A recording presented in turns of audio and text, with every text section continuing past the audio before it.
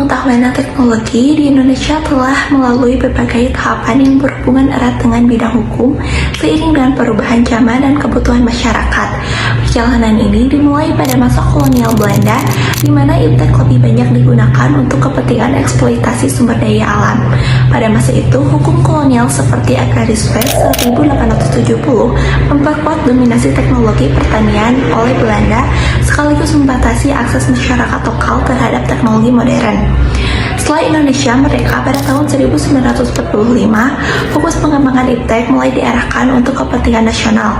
Landasan hukum yang diatur dalam Undang-Undang Dasar 1945 pasal 31 dan 33 memberikan dasar untuk memajukan pendidikan dan teknologi demi kesejahteraan rakyat. Pada masa ini, pemerintah Indonesia mengambil langkah strategis untuk menguasai teknologi secara mandiri, salah satunya dengan nasionalisasi perusahaan asing, pembentukan Lembaga Ilmu Pengetahuan Indonesia pada tahun 1967 menjadi tonggak penting dalam pengembangan iptek di Indonesia. Pada Orde Baru, pengembangan iptek diarahkan untuk mendukung industrialisasi dan modernisasi. Program Revolusi Hijau adalah contoh penerapan teknologi pertanian yang masif. Regulasi penting seperti Undang-Undang Nomor 5 Tahun 1990 tentang konservasi sumber daya alam hayati dan ekosistemnya, serta Undang-Undang Nomor 10 Tahun 1995 tentang kepabeanan mengatur pemanfaatan teknologi dan transaksi internasional. Pada masa ini, penggunaan teknologi lebih fokus pada sektor industri dan pertanian. Memasuki era reformasi, perhatian terhadap iptek semakin besar, terutama di bidang teknologi informasi. Dengan lahirnya Undang-Undang Nomor 11 Tahun 2008 tentang informasi dan transaksi elektronik, Indonesia mulai mengatur pemanfaatan teknologi digital secara lebih formal. Undang-undang ini memberikan dasar hukum bagi perkembangan ekonomi digital dan transaksi elektronik. Selain itu, Undang-Undang Nomor 18 Tahun 2002 tentang Sistem Nasional Penelitian, Pengembangan dan Penerapan Iptek memberikan arahan untuk perkembangan iptek berbasis inovasi. Pada era modern saat ini, Indonesia menghadapi tantangan baru dengan pesatnya perkembangan teknologi digital dan teknologi industri, seperti kecerdasan buatan atau AI, blockchain, dan big data. Undang-Undang Nomor 13 Tahun 2022 tentang Perlindungan Data Pribadi menjadi salah satu regulasi terbaru yang mengatur pengelolaan data pribadi di dunia digital. Selain itu, hukum terkait hak kekayaan intelektual seperti Undang-Undang Nomor 28 Tahun 2014 tentang hak cipta dan Undang-Undang Nomor 13 Tahun 2016 tentang paten terus diperbarui untuk memberikan perlindungan terhadap inovasi lokal dan teknologi. Contoh terbaru teknologi yang mempengaruhi bidang hukum di Indonesia adalah elektronik tilang.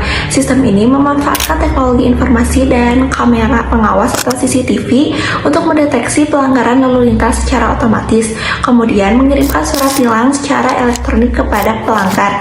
Dengan adanya teknologi ini, proses penegakan hukum di bidang lalu lintas menjadi lebih efisien, transparan, dan mengurangi potensi korupsi. Pengaruh positif perkembangan iptek di bidang hukum yang pertama adalah efisiensi dalam penegakan hukum. Teknologi telah membantu mempercepat proses penegakan hukum seperti penggunaan elektronik tilang yang memungkinkan pelanggar lalu lintas dideteksi melalui kamera CCTV tanpa adanya interaksi langsung dengan petugas. Proses ini mengurangi beban kerja aparat hukum, mempercepat pengambilan tindakan, dan menghindari potensi pungutan liar. Contoh kasusnya, implementasi elektronik tilang di Jakarta dan kota besar lainnya telah berhasil mengurangi pelanggaran lalu lintas dan meningkatkan kepatuhan hukum. Dampak positif lainnya dari perkembangan ilmu pengetahuan dan teknologi di bidang hukum yaitu kemudahan akses terhadap informasi hukum. Dengan adanya digitalisasi, masyarakat dan praktisi hukum dapat mengakses informasi hukum seperti peraturan perundang-undangan, putusan pengadilan, atau dokumen hukum lainnya melalui platform online. Hal ini mempermudah masyarakat yang jauh dari pusat pemerintahan untuk tetap mendapatkan layanan hukum. Contoh kasusnya dalam website Jaringan Hukum Dokumentasi dan Informasi Hukum atau JDIH yang dikelola oleh pemerintah menyediakan regulasi terbaru, sehingga pengacara atau pihak terkait dapat mengakses dokumen dengan mudah. Yang ketiga, ada transparansi dalam proses hukum. Teknologi seperti e-court mendukung transparansi dalam proses peradilan.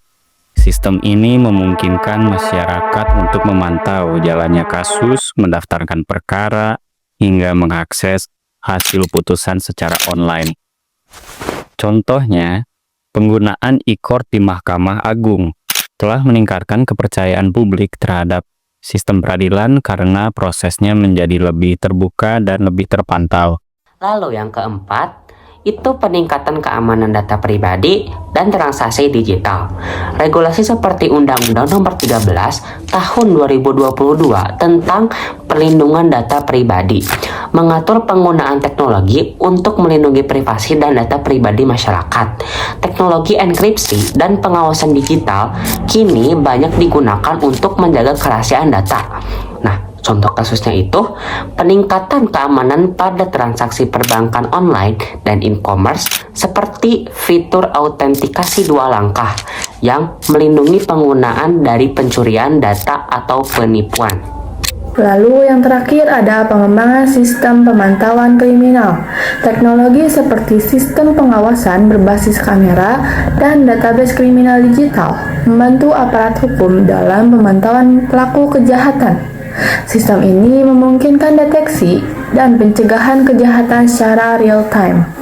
Contoh kasusnya yaitu pemanfaatan CCTV dan pengenalan wajah oleh kepolisian di beberapa kota besar untuk menangkap pelaku kriminal yang terekam dalam sistem. Dampak negatif yang pertama adalah peningkatan kejahatan berbasis teknologi. Perkembangan teknologi menciptakan peluang bagi kejahatan baru, seperti hacking, penipuan online, dan penyebaran malware. Hal ini menentang aparat hukum dalam memberantas kejahatan yang bersifat lintas negara dan sering sulit dilacak. Contoh kasusnya adalah peretasan data di Tokopedia pada 2020, di mana data pribadi lebih dari 90 juta pengguna dicuri dan dijual secara ilegal di internet. Dampak negatif dari perkembangan ilmu pengetahuan dan teknologi di bidang hukum, yang kedua ada pelanggaran privasi dan penyalahgunaan data pribadi. Meskipun ada regulasi untuk melindungi data, pelanggaran privasi masih sering terjadi akibat lemahnya pengawasan dan teknologi keamanan. Data pribadi bisa disalahgunakan untuk penipuan atau tujuan komersial tanpa persetujuan pemiliknya. Contoh kasusnya, kebocoran data pelanggan BPJS Kesehatan pada tahun 2021 yang melibatkan data lebih dari 279 juta orang. Hal itu menunjukkan risiko besar dalam pengelolaan data digital. Yang ketiga, ada ketidaksetaraan akses teknologi. Tidak semua wilayah di Indonesia memiliki infrastruktur yang memadai untuk mengakses teknologi hukum, seperti e-court. Hal ini menyebabkan ketimpangan dalam akses terhadap keadilan hukum, terutama di daerah terpencil. Sebagai contoh, masyarakat di Papua atau daerah pedalaman lainnya seringkali mengalami kesulitan mengakses layanan hukum berbasis teknologi karena keterbatasan jaringan internet. Lalu yang keempat, kesulitan penegakan hukum pada kejahatan digital. Kejahatan berbasis teknologi seringkali sulit ditangani karena sifatnya yang tidak mengenal batas wilayah. Selain itu, kurangnya sumber daya manusia yang memahami teknologi sering menjadi hambatan dalam proses penyidikan. Nah, contoh kasusnya dari kasus penipuan phishing yang dilakukan oleh jaringan internasional, di mana pelaku sulit ditangkap karena server dan pelaku berada di negara yang berbeda. Yang terakhir ada potensi penyalahgunaan teknologi oleh aparat hukum. Teknologi yang digunakan untuk penegakan hukum juga memiliki risiko disalahgunakan oleh aparat, seperti manipulasi data digital atau pelanggaran privasi warga tanpa alasan yang jelas. Contoh kasusnya yaitu potensi penyalahgunaan rekaman CCTV atau data digital untuk tujuan politik atau intimidasi yang dapat merusak kepercayaan masyarakat terhadap hukum. Perkembangan iptek membawa dampak besar bagi bidang hukum di Indonesia, menciptakan efisiensi dan transparansi, tetapi juga membuka celah bagi kejahatan baru dan ketidaksetaraan. Untuk mengoptimalkan dampak positif dan meminimalkan dampak negatif, diperlukan regulasi yang adaptif, peningkatan sumber daya manusia, serta pengawasan yang ketat terhadap penggunaan teknologi dalam bidang hukum. Selanjutnya, ada sikap selektif warga negara terhadap kemajuan ilmu pengetahuan dan teknologi di bidang hukum. Yang pertama, ada dari keluarga. Kemajuan teknologi memang membawa banyak manfaat buat kita, tapi kalau nggak bijak, bisa bikin kita terjebak pelanggaran hukum. Nah, di lingkungan keluarga ini, penting banget menanamkan sikap selektif terhadap kemajuan ilmu pengetahuan dan teknologi, apalagi di bidang hukum. Yang pertama, kita bisa ajarkan anak-anak untuk berhati-hati dalam menggunakan teknologi. Misalnya, hindari menyebarkan berita hoax atau komentar negatif di media sosial, karena itu bisa kena hukum juga loh. Yang kedua, biasakan untuk cek dulu kebenaran informasi sebelum menyebarkannya. Jadi kalau kita dapat berita heboh, kita bisa tanya dulu nih, ini tuh bener atau cuma cari sensasi aja. Yang ketiga, orang tua juga perlu kasih contoh nyata. Contohnya kalau mau belanja online, pastikan kita pakai aplikasi atau situs yang resmi, supaya kita nggak terjebak penipuan. Yang keempat, kita bisa ajak keluarga diskusi santai soal hukum dan teknologi. Misalnya, bahas tentang apa itu Undang-Undang ITE, dan kenapa penting banget buat kita semua. Dengan langkah-langkah kecil ini, kita nggak cuma terhindar dari masalah hukum, tapi juga di keluarga yang mendukung penggunaan teknologi secara adil dan bertanggung jawab. Kalian pasti setuju, teknologi bikin hidup kita lebih mudah. Tapi, hati-hati, kalau nggak bijak, bisa berujung masalah hukum.